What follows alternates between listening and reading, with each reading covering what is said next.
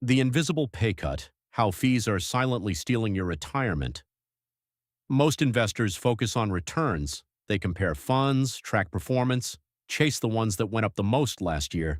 Almost nobody focuses on fees. And that's exactly why the financial industry makes billions every year from people who think they're investing when they're actually subsidizing someone else's retirement instead of their own. Fees don't feel like losses. If your portfolio drops 10%, you feel it. It's visible, it's painful. It activates every loss aversion instinct you have. If your fund charges 1.5% per year in management fees, you feel nothing.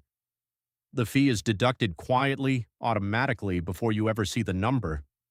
It doesn't appear as a line item on your statement, it just slightly reduces the return that gets reported to you. You never see what you would have had without it, and that invisibility is the most expensive thing about it. The compounding fee effect. Fees don't just cost you the fee, they cost you the compounding on the fee. Every euro taken in fees this year is a euro that won't compound for the next 20 years. At 7% annual return, €1 today becomes €3.87 in 20 years. So a fee of €1,000 this year doesn't cost you €1,000. It costs you €3,870 in future wealth.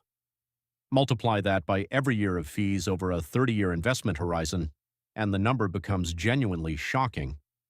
Here's the concrete comparison.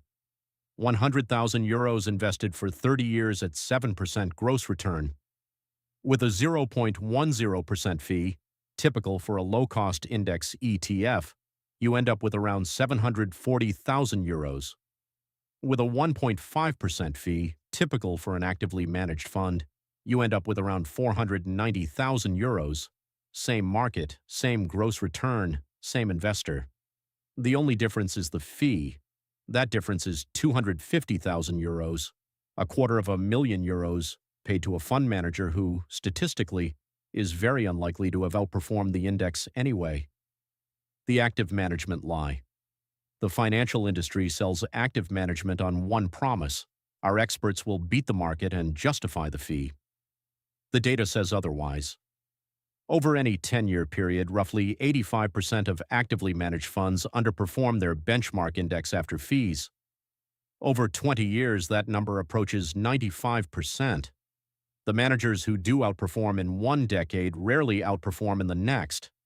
There is no reliable way to identify in advance which active fund will beat the index, and even if there were, the fee differential means they'd have to outperform by more than the fee every single year just to break even against a passive alternative. You're not paying for outperformance, you're paying for the possibility of outperformance. And the data says that possibility is extremely unlikely to materialize. What to look for? The expense ratio is the annual fee charged by the fund, expressed as a percentage of your investment. For a low-cost global index ETF, this should be under 0.20%. Some of the best options, Vanguard, iShares, Amundi, charge between 0.07% and 0.20%. For an actively managed fund, expense ratios typically range from 1% to 2.5%. Some add performance fees on top of that. Beyond the expense ratio, watch for transaction costs, platform fees, and spread costs. Each one is small individually. Combined over decades, they compound against you the same way investment returns compound for you, just in the opposite direction. The only question that matters: before putting money into any fund, ask one question: what is the total annual cost of this investment, and what evidence exists that it justifies that cost? For a 0.10% index ETF, the answer is simple: the cost is minimal, and the evidence for long-term performance is overwhelming.